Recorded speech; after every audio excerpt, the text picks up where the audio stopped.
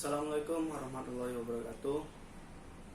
Perkenalkan, nama saya Yudi Asari, NIM 180240008 dari Ilmu Komunikasi 2018 kelas 5B. Baik, di sini saya akan menjelaskan dari hasil resume saya yang mana etika dan profesi jurnalistik, kode etik, dan pedoman media cyber. Baik, langsung saja. Yang pertama ada etika dan profesi jurnalistik. Pengertian etika secara etimologi berasal dari bahasa Yunani adalah ethos, yang artinya watak kesusilaan atau adat kebiasaan. Etika biasanya berkaitan erat dengan perkataan moral yang merupakan istilah dari bahasa Latin, yaitu mos, dan dalam bentuk jamaknya atau mores, yang berarti juga adat kebiasaan atau cara hidup seseorang dengan melakukan perbuatan yang baik dan menghindari hal-hal tindakan yang buruk.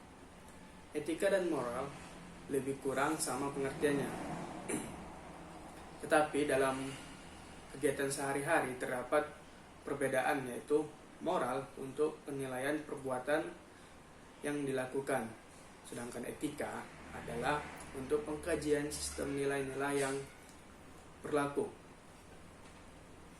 Beberapa ahli, yang salah satunya dari Dr. Sidi Gajalba, mengartikan kata etika disebut juga etik, yang mana dalam sistematika filsafat, etika adalah teori tentang tingkah laku perbuatan manusia dipandang dari segi baik dan buruk sejauh yang dapat ditentukan oleh akal. Selanjutnya, wartawan adalah sebuah profesi. Dengan kata lain, wartawan adalah seorang profesional, seperti halnya dokter, bidan, buruh, ataupun pengacara. Selain itu, wartawan harus mematuhi kode etik jurnalistik. Misalnya, wartawan tidak menyebarkan berita yang hoax, fitnah, dan sadis, serta menyebutkan identitas korban. Dalam bekerja pers, harus mempertanggungjawabkan pekerjaannya terhadap beberapa pihak, yaitu pertama, tanggung jawab kepada media tempatnya bekerja. 2. Tanggung jawab soal kewajibannya dalam menyampaikan informasi kepada publik secara keseluruhan. 3. Tanggung jawab dan kewajiban pada undang-undang yang ada. 4. Tanggung jawab kepada masyarakat luas sehubungan dengan nilai-nilai universal. Kode etik ini merupakan aturan mengenai perilaku dan pertimbangan moral yang harus dianut dan ditaati oleh media pers dalam siarannya. Kode etik jurnalistik pertama kali dikeluarkan oleh Persatuan Wartawan Indonesia, yang antara lainnya: 1. Berita diperoleh secara jujur. 2. Meneliti kebenaran suatu berita atau keterangan sebelum disiarkan. Dan keempat, menghargai dan melindungi kedudukan sumber yang tidak mau disebut namanya. Kemudian selanjutnya, pedoman media cyber. Kemerdekaan berpendapat, kemerdekaan berekspresi, dan kemerdekaan pers adalah hak asasi manusia yang dilindungi Pancasila, Undang-Undang, dan Deklarasi Universal Hak Asasi Manusia PBB. Keberadaan media cyber di Indonesia juga merupakan bagian dari kemerdekaan berpendapat, kemerdekaan berekspresi, dan kemerdekaan pers. Media cyber memiliki karakter khusus sehingga memerlukan pedoman agar pengelolaannya dapat dilaksanakan secara profesional, mematuhi fungsi, hak, dan kewajibannya sesuai Undang-Undang Nomor 40 Tahun 1999 tentang pers dan kode etik jurnalistik, yaitu Dewan Pers bersama organisasi pers, pengelola media cyber, dan masyarakat menyusun pedoman pemberitaan media cyber sebagai berikut. Yang pertama, ruang lingkup. Media cyber adalah bentuk media yang menggunakan wahana internet dan melaksanakan kegiatan jurnalistik serta memenuhi persyaratan undang-undang pers dan standar perusahaan pers yang ditetapkan Dewan Pers. 2. Verifikasi dan keberimbangan berita. Pada prinsipnya setiap berita harus melalui verifikasi. Berita yang dapat merugikan pihak lain memerlukan verifikasi pada berita yang sama untuk memenuhi prinsip akurasi dan keberimbangan. Ketentuan dalam butir yang mana pada prinsip setiap berita harus melalui verifikasi di atas dikecualikan dengan syarat yang pertama, berita benar-benar mengandung kepentingan publik yang bersifat mendesak. Sumber berita yang pertama adalah sumber yang jelas disebutkan identitasnya, kredibel dan kompeten. Subjek berita yang harus dikonfirmasi, tidak diketahui keberadaannya dan atau tidak dapat diwawancari. 4. Media memberikan penjelasan kepada pembaca bahwa berita tersebut masih memerlukan verifikasi lebih lanjut.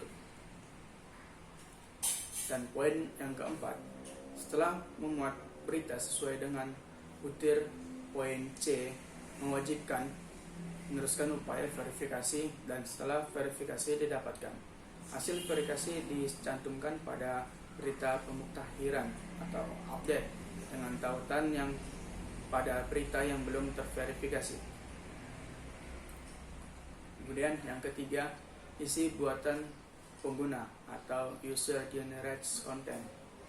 Poin A, media cyber wajib mencantumkan syarat dan ketentuan mengenai isi buatan pengguna yang tidak bertentangan dengan Undang-Undang Nomor 40 Tahun 1999 tentang pers dan kode etik jurnalistik yang ditempatkan secara terang dan jelas. Media cyber diwajibkan setiap penggunanya untuk melakukan registrasi keanggotaan dan melakukan proses login terlebih dahulu untuk dapat mempublishnya semua bentuk isi buatan pengguna. Ketentuan mengenai login akan diatur lebih lanjut. Kemudian selanjutnya, dalam registrasi tersebut, media cyber mewajibkan pengguna memberi persetujuan tertulis bahwa isi buatan pengguna yang dipublishkan. Yang pertama, tidak memuat isi bohong, fitnah, sadis, dan cabul. Yang kedua, tidak memuat isi yang mengandung prasangka dan kebencian terkait dengan suku, agama, ras, dan antar golongan atau sara, dan serta menganjurkan tindak kekerasan. Yang ketiga, tidak memuat isi diskriminasi atas dasar perbedaan jenis kelamin dan bahasa, serta tidak merendahkan martabat orang lemah, miskin, sakit, cacat jiwa, atau cacat jasmani. Kemudian poin selanjutnya, media cyber memiliki kewenangan mutlak untuk mengedit atau menghapus isi buatan pengguna yang bertentangan dengan butir C. Media cyber wajib menyediakan mekanisme pengaduan isi buatan pengguna yang dinilai melanggar ketentuan pada butir C. Mekanisme tersebut harus disediakan di tempat dengan mudah dapat diakses pengguna. Selanjutnya, media cyber wajib menyunting, menghapus, dan melakukan tindakan koreksi setiap isi buatan pengguna yang dilaporkan dan melanggar ketentuan butir C sesegera mungkin secara proporsional selambat-lambatnya 2 kali 24 jam setelah pengaduan diterima. Media cyber yang telah memenuhi ketentuan pada butir A, B, C, dan F tidak dibebani tanggung jawab atas masalah yang ditimbulkan akibat pembuatan isi yang melanggar ketentuan pada butir C. Media cyber bertanggung jawab atas isi buatan pengguna yang dilaporkan bila tidak mengambil tindakan koreksi setelah batas waktu sebagaimana disebut pada butir F. Kemudian yang keempat, ralat koreksi dan hak jawab. Yang poin pertama, ralat koreksi dan hak jawab mengacu pada Undang-Undang Pers, Kode Etik Jurnalistik, dan pedoman hak jawab yang ditetapkan Dewan Pers. Poin B, ralat koreksi dan atau hak jawab wajib ditautkan pada berita yang diralat, dikoreksi atau yang diberi hak jawab. Poin C, di setiap berita ralat koreksi dan hak jawab wajib dicantumkan waktu pemuatan ralat koreksi dan atau hak jawab tersebut.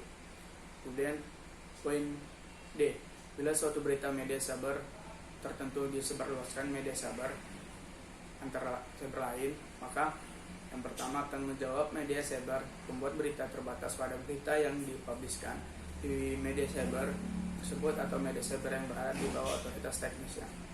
Yang kedua, koreksi berita yang dilakukan oleh media cyber juga harus dilakukan oleh media cyber yang lain yang mengutip berita dari media cyber yang dikoreksi itu. Yang ketiga, media yang menyebarkan berita dari sebuah media cyber dan tidak melakukan koreksi atas berita sesuai yang dilakukan oleh media cyber pemilik dan atau pembuat media berita tersebut. Kemudian poin E, sesuai dengan Undang-Undang Pers, media cyber yang tidak melayani hak jawab dapat dijatuhi sanksi hukum pidana denda paling banyak 500 juta rupiah.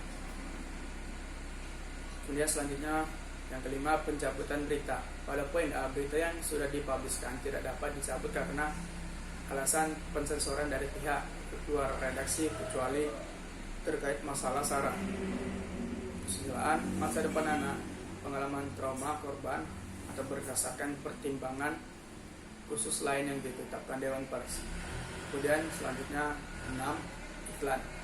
Poin A, media cyber wajib membedakan dengan tegas antara produk berita dan iklan. Kemudian setiap berita atau artikel yang merupakan iklan dan atau isi berbayar wajib mencantumkan keterangan advertorial atau iklan advertorial, iklan ads, sponsor, atau kata lain yang menjelaskan bahwa berita tersebut adalah iklan.